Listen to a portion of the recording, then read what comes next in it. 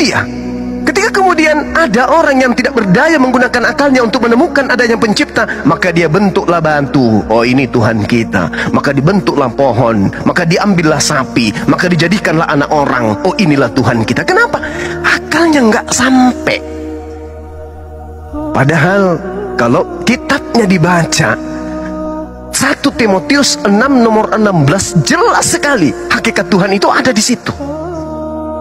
1 Timotius 1 nomor 17, di situ tercermin bagaimana Tuhan pencipta langit dan bumi itu. Tapi karena kudu jatuh cinta kepada Yesus, maka Yesus pun dianggap Tuhan.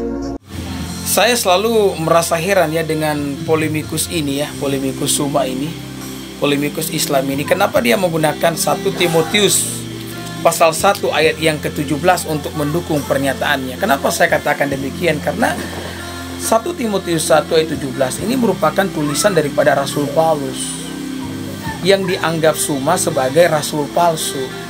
Lalu kenapa dia mendukung, dia menggunakan pernyataan dari Rasul Paulus yang dia katakan sebagai rasul palsu untuk mendukung pernyataannya?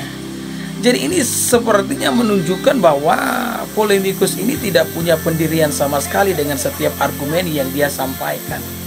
Jadi saya mau jelaskan ya, ketika 1 Timotius 1 ayat 17 mengatakan, ini ayatnya, dikatakan hormat dan kemuliaan sampai selama-lamanya bagi Raja segala zaman, Allah yang kekal, yang tidak tampak dan yang esa. Jadi poin-poin di dalam ayat ini digunakan oleh Suma untuk menentang ketuhanan Yesus. Yang pertama, dikatakan kemuliaan sampai selama-lamanya bagi Raja segala zaman.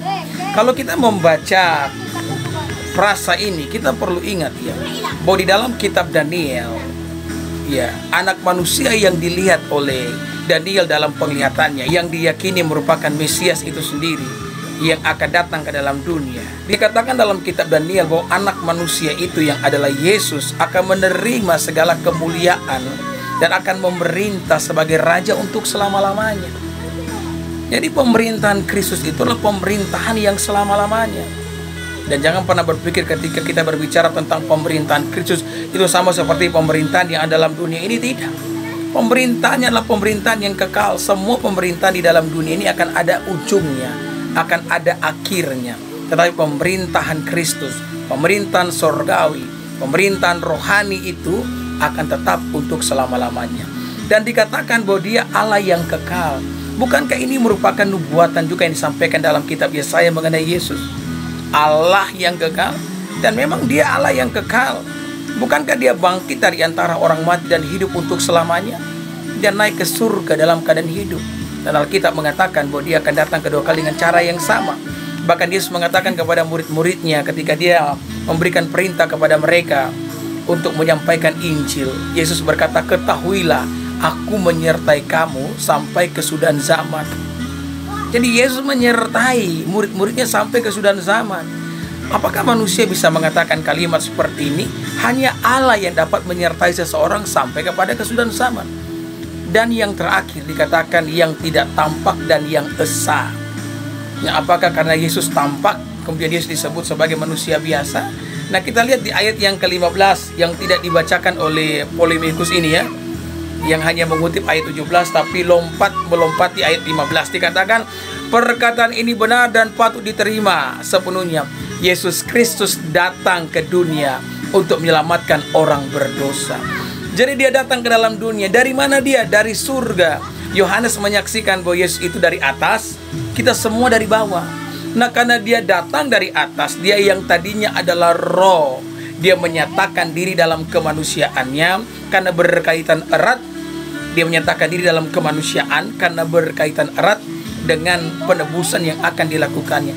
Jadi Allah yang tadinya tidak tampak menyatakan diri dalam kemanusiaan menjadi tampak. Sehingga ya Yohanes mengatakan bahwa tidak seorang pun yang pernah melihat Allah, namun anak tunggal Allah Bapa yang menyatakannya. Dan ketika dikatakan esa, jangan lupa Tritunggal itu esa loh. Ketika berbicara tentang esa, maka kita perlu mengerti esa dalam hal apa. Esa di dalam hakikatnya, tiga dalam pribadinya. Makanya kami menyebut Tritunggal, ya. Esa dalam hakikatnya, 3 di dalam pribadinya. Maka 1 Timotius 1 ayat yang ke-17 tidak pernah membantah ketuhanan Yesus. Lagi pula ini ditulis oleh Rasul Paulus, dan kita tahu bersama bahwa Rasul Paulus adalah rasul yang percaya bahwa Yesus itu adalah Tuhan. Jadi ya, buat polemikus Islam di luar sana, kalau mau kasih argumen, punya pendirian lah. Jangan sama seperti air di daun talas yang ketika digoyangkan, ditiup oleh angin, boleh goyang ke kiri, goyang ke kanan, ya kan?